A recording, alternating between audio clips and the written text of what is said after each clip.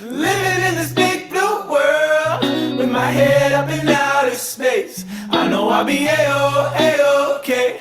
I know I'll be A-O-A-OK. When I see trouble come my way, I'll be making lemonade. I know I'll be A-O-A-OK. I know I'll be A-O-A-OK. Hey little lady, I know you're feeling. Rick Hale. It Hey, what's is going on, Brett? Mojo Monday. How are you? Yeah, fancy seeing you here on a Monday morning. I love it. I love it. It's Monday is just it puts a smile on your face, right? And we're going to talk about a fun thing around attraction today. And I think we could probably correlate that to this whole Mojo Monday conversation, right? Like the whole point of us doing Mojo Monday on Monday morning is to attract greatness into our lives on for the week, right? Yeah, and to feed the people that we love positivity so that they've got more in their bank account to go give away. You I can't give love it. away what you don't have. And I love that you started with, man, it's so easy to smile or easy. I don't know that that's universal, but we're here to spread that message and we're here to encourage and make that an easier pursuit. So if you're listening, you better be smiling right now because we are jumping in Yeah. to this series. We've been doing the Success Principles by Jack Canfield. Very timely old book, but it's timeless. And the principle we're discussing today is the law of attraction, and it's the sixth principle in the book. And Rick, there was a book and a movie called The Secret that came out years ago, which spoke specifically to the law of attraction. And the law of attraction, why don't you give us just a simple definition of it, and then we'll dive in. Well, I think the simplest way to think about it is that like kind attract. Energy and commonality have this polarizing capacity to find each other and stay connected. The people we choose, the experiences we have, there's an energy in everything. And so, in fact, the book cites, scientific evidence that every single thing on the planet is made up of energy. And they're atoms that are moving and they're attracted to like kind and they have certain patterns. And so the energy you put out is the energy you're going to get back. There's a 70s a saying that's, are you picking up what I'm putting down? Yeah. And I would just like to preface this entire conversation with an unequivocal yes. Everyone is picking up what you're putting down. The better question is, what are you putting down? And when I say putting down, what I mean is, what's the energy you're pushing out of your body, out of your heart, out of your mind, both physical and in the form of words? Yeah. Full disclosure and to be transparent, when The Secret came out, I kind of struggled with it, to be honest with you. And I think my struggle as I went internal about it was this difference between the practicality of the law of attraction and my personal faith journey. And it kind of felt weird inside of the context of that. And I think it's worthy of me just mentioning that because there is a hokey element to this law of attraction, or there is that I don't want to call it hokey. I want to say that there is uh, an unseen, unspoken belief in the law of attraction. And as I've navigated this, I realized the practicality of what's behind this law of attraction is very real. And it's not anti my faith journey, it's more of a manifestation of our subconscious mind, right? And the subconscious mind is really where this law of attraction lies. And why don't you kind of maybe give me some extra explanation around how the law of attraction is us speaking to our subconscious mind? Well, for one, since you went down the path of spirituality, there's actually scripture, and I can't cite it. I'm not that schooled, but I read it recently, and it said basically that if you can conceive, think it, pray it, and then live it out, it becomes reality.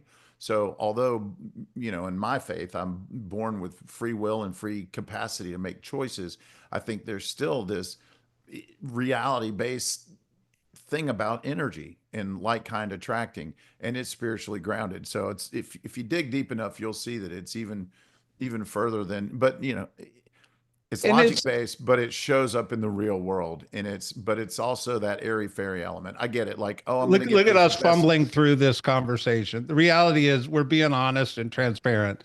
and we're processing And as we go. there we go. But like, However, how about getting that parking spot on the front row at the at the mall or wherever, a crowded lot? I mean, does it always show up? No. Does it more often than not? Yes. Was it consciously driven because of a premeditated thought? That's the airy fairy part. Or were yeah. you just more aware of the desire, the need, or the want, and then, you've connected dots and validated it? Yeah. Or you start thinking about a friend and all of a sudden that friend calls you. And you're like, oh my God, I was just thinking about you the other day. Well, did that happen because you put it out there to the energy of the universe, which is what the law of attraction would say? Or did your subconscious allow the awareness that your friend called you because you were thinking about it? It's for everybody else to decide on their journey, right? However, let's talk about the practicality of what this law of attraction really is, right? Yeah. So the quote that I wrote down was, what you radiate outward in your thoughts and your feelings and the mental pictures you create, and then ultimately the words you use actually attracts things into your life, right? And that's what the law of attraction is. So, for instance, if I have a thought about that person or I have a thought about that parking space, the law of attraction actually will manifest that into my existence, right? Or my awareness of it. Or if I have gratitude, let's say I'm off or I'm frustrated with an individual in my life, if I start to focus on the things that I'm grateful for, I'll just use you as we're on this call. Let's say I start focusing on the gratitude I have for you in my life and the things that I'm very grateful for. Ultimately, that expansion of that gratitude will manifest where I'm very grateful for you as an individual, right? Yeah, I mean, you're exactly right. And I think there's the subconscious piece of this equation is that I think your subconscious brain's working in the background 100% of the time, and your conscious brain probably only occupies 10% of your behavioral choices. And so Yeah. when you plant seeds of positivity, there's cues and clues that show up in your thinking and the way you behave and the reaction to another person that's more positive and inspiring when you planted positive seeds. Otherwise, that whole discernment thing shows up. If you're looking for negative, you'll find it. There's the bold law that what you're looking for expands. Whatever you Would you focus focus on on it? Yeah. expands, and so So that's funny, part of it too. funny story that's popping in my head as we're sitting here talking about this. Jim Carrey, the actor, comedian guy, at one point in his life wrote himself a check for $1 million when he was not successful by any stretch of the means. And he speaks to this law of attraction that act of him doing that he put it out there, that he attracted this opportunity to become successful, manifested in his life. Do I think that specifically happens? No, I think it's just your subconscious saying, hey, someday I'm going to write myself a check for $1 million. And then the attraction of the journey of who you become in that journey transformed his life, right? But if you don't ask, nothing will happen. Or Nothing. if you don't think, nothing will happen. And it works both ways, right? Like if you go down a path of negativity, you're probably going to attract negativity into your life just the same as if you went down a path of positivity. Yeah. Can we agree that the number one reason people fail or fall short is they quit? Yeah. And so the reason people quit is there's not enough evidence to support their initial thought, which was that goal setting moment, to keep them going when it looks bleak or not as likely. And so part of this, the gift in this subconscious brain piece of the equation is that it doesn't know good, bad, or indifferent. And it's looking for evidence. But when you stack evidence that supports a dream, you're less likely to quit. And that check was visual evidence of what it could look like to keep the heart and, the fire in his heart burning.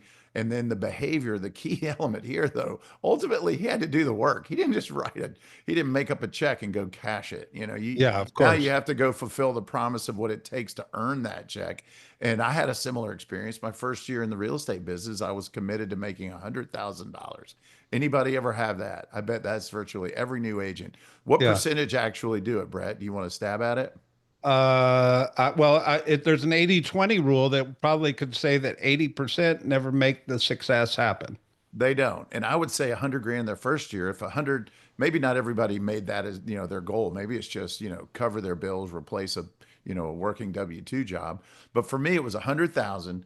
And I think two things happened that supported that outcome. One, I went to work day one and I was hell bent on getting it, head down, hammering the people puzzle. Every day I'd wake up and go, how do I impact five people positively so that the law of reciprocity favors me? And it was a very simple method for building my database, basically, and building my relational energy with people who then would want to help me find people who are qualified to buy, sell, or invest in real estate. And the interesting thing was because I kept chopping away, the first quarter, I think I sold a house or two. Second quarter, 4 or 5, and then it started to multiply. I created an evidential path thanks to my behavior and activities that kept fueling that subconscious brain to keep trying harder. And then every day, positive affirmations, behavior, and then gauge the outcome and modify as needed. But, somewhere around October, November, looking at the stats, I'm like, man, this is actually not just possible, but probable. And so I think I'm sure I consciously doubled down, and lo and behold, I made 100,000 in like $83. I mean, when I tell you I barely crested it, it was almost one of those moments. Is kind of the secret. You're like, how in the heck did that happen? Yep. Every client had opportunities to buy, sell, or invest. Some bought $100,000 condo or a $300,000 house. This is back in the, mid '90s when the average sales price was a lot lower. And somehow I landed, and part of me was thinking, well, why didn't I pick 150,000 if that's all it took? But here we are, and it worked. And the psychology of success starts with believing, and then it has to be supported with the underbelly of behavior that reinforces that belief that you Yeah. can do it. Well, interestingly, so obviously you got to ask for it first, right? Yep. But let's say you had chose 150,000. You might not have believed it, Yeah, that's a big piece of it. right? But because you chose 100,000, you believed it, and then it became an attraction to you. Because I think a lot of people will say things, but they don't also believe it, right? So in this formula, you can't just say it. Like Jim Carrey wrote that $1 million check, but he had to believe it too. And in the same formula, you ask and then you believe it, and then ultimately you'll receive it in the end, is what this law of attraction is. But there's one big key thing inside this formula. It's us, right? Like we can't just fake it. It's got to be internal. Like you actually have to ask your subconscious mind for something. You've got to put it out there into the world, and then you got to stay in belief along the journey. Otherwise, it's not really going to happen. Well, you're right. Asking the right question is job one and the most paramount piece of the equation. Your subconscious brain, again, doesn't know good, bad, or indifferent. It's going to try to solve the riddle you give it. And if the riddle is absolutely wrapped in positivity and an outcome that really is inspiring and motivating, that's what it's going to chase. I remember my third month in the business, Brett, one of the real tipping points for my belief that I was going to succeed was an invitation to a networking group. And it was a BNI, Business Networking International Group. And a very young, newly minted attorney, closing attorney, met me for lunch trying to win my business. And in the process of asking what she was doing, she said, yeah, I'm in this networking group and we all trade referrals. And I'd never heard of such a thing.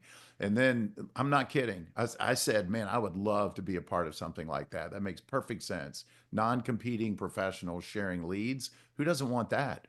By the way, everyone can have that. I just Yeah. didn't know about it and not being aware. It's not an excuse, it's just reality until you're Sure. aware.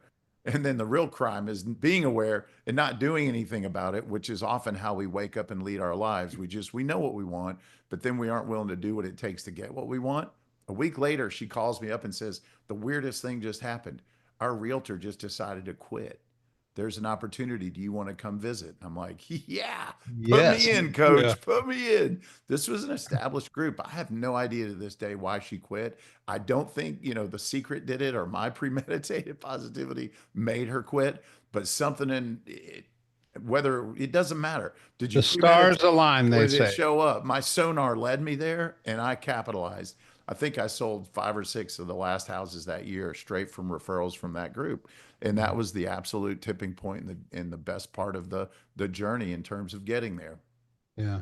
I'm just sitting there thinking, we have a lot of stories around when we start something, but a lot of our listeners have been in something for years, right? So Yeah. how do you kickstart or restart this whole process after you've been in something for a long time? I would speculate that it's based on intentions, more about intentions, less about goals. If you're hitting goals and you're not just surviving, but thriving, but you want to plus that, you better rethink your intentions. You better rethink, why am I doing what I'm doing? What Yep. is my legacy? What is the opportunity to impact people? And how can that ripple effect change the world? And back to airy fairy, maybe it's not, and live in the land of possibility and then roll into probability by proving yourself right. So, how many lives do you touch? How many impact points? If it's not about money, what is it about? Get really clear about the why attached to each of your goals. And my advice, take a holistic approach. If you're succeeding in a few categories extremely well, suffering in others, get really clear in that whole being. Go all 12 categories of life, which, as you know, stop settling. I wrote a book. I've got a wheel of life that you can go reflect on and get really clear in the why, which is the intention, and then let your goals and and that energy around intention support, an elevated sense of why you're doing what you're doing. I love it. I think we get caught in the rut of, okay, next year, next year, next year. But Hmm. sometimes one of the powerful things that successful people do is they take a think week, right? And during that think week, they're resetting their intentions. So maybe what I'm hearing you say is, regardless of where you're at on your journey, you probably should allow space to reset your intentions. And in this conversation around law of attraction, by resetting your intentions, you're adding a new element to this whole, what do you want? Or who do you want to become? Or what do you want attracted to you? Yeah. And I'll layer that one more step deeper. If you're listening and consider yourself highly successful, I think the greatest gift you can give yourself is to stop thinking about what you should do differently. If your energy's right, your positivity is there, and the law of reciprocity is clear, and in your behavior, and law of contribution more than reciprocity, that's just the outcome of contributing. I think the next level step is, how do I leverage my gifts for the maximum return on, not necessarily the least amount of effort, but why does effort always have to be required, multiples of effort to get a greater return? And I think as you mature as a business owner and someone who's experienced life, you realize there are ways to magnify in 10x, and it comes down to people, and it's a who question. Who do I need in my tribe in each category? Who plus is this, and how do I help them win so that the collective is 10x? I love it. Well, Rick, let's challenge everybody. So, outside of going and reading The Secret or studying up on the law of attraction, which I actually would encourage everybody to do, what's the formula here we need to think about this week in terms of the law of attraction? Well, there's a simple first step, and I do it regularly. Is, again, I pull out the life wheel. If you go to rickhale.com, or you Google life wheel, you'll find one that's got the categories, and just really confirm where you are. Again, if like kind attract and you only attract who you are, or which is really inspiring, where you're going, make sure who you are and where you're going is in alignment with the people that you need in your tribe, which validates the earlier conversation I shared about who. Yeah. And so then once you get really clear in who you are and where you're going, get really clear in how do you expand your tribe, and it becomes a networking game or a connecting game. And my best advice is, go back to the simple process. And, we use it in Ignite, our training program called the Daily 10-4, and make it your mission to connect with 10 people a day, even if it's just for 30 days, and test drive this. I promise, if you're feeling a lull in your life and in your business, use this strategy and you're guaranteed to recover quickly and feel reward. Find 10 people that you either haven't connected with in a long time or are new to your world that you've never met, and put them in your database, all 10, put them in some sort of tracking device so you can track the relationship, the energy, and be very proactive in delivering value and contribution. The third step is 10 thank you notes, which is that gratitude thing that we started with. Gratitude is absolute fuel. And then the fourth thing is, go preview 10 houses or spend time mastering your craft so that you're the perceived expert of choice, and that people are going to be drawn to you, not only for who and what you are, but what you can do for them. I love that. And I want to throw an extra little layer. We tend to talk about long-term things, right? Like we tend to talk about, hey, I want to make this happen a year from now. I want to make this happen in the next 5 years. It could just simply be today. So if you listen to this Mojo and you take 2 minutes, 10 minutes, why don't you set your intentions for today and attract what you want the best day to look like, and just practice it today and see what happens. I think you can attract things in short time frames and in long time frames. And maybe today, just test it and see what happens. Yeah, make a list and make connections, and then add value. And like you said, create an evidential path that'll inspire you to wake up tomorrow and do it again. Yeah. You know why you should do it today, Rick? Because it's Mojo Monday. With my head